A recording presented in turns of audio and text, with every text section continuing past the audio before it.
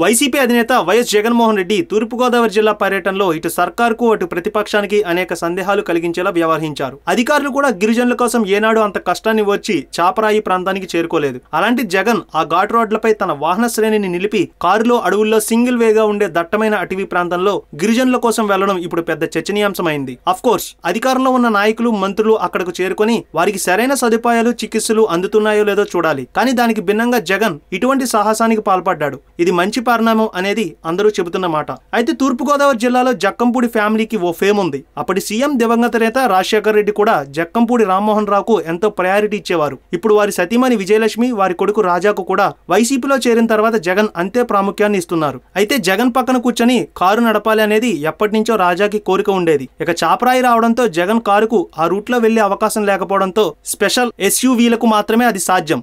దీంతో జగన్ కారును నడుపుతానని జక్కంపూడి రాజా అనడం, దానికి జగన్ సరే అనడం జరిగింది. తరువాత కొంత దూరం ప్రయాణంలో భారీ మలుపులు రావడంతో అక్కడ కొద్దిగా ఎక్స్పీరియన్స్ ఉన్న డ్రైవర్ నడిపాడు. ఇది చాపరాయి రూట్లో జగన్ టూర్లో జరిగిన కొత్త విషయం. ఈ వీడియో మీకు నచ్చినట్లయితే లైక్ చేయండి, షేర్ చేయండి. మరిన్ని అప్డేట్స్ కోసం మా జనహితం టీవీని సబ్స్క్రైబ్ చేయడం మాత్రం మర్చిపోకండి.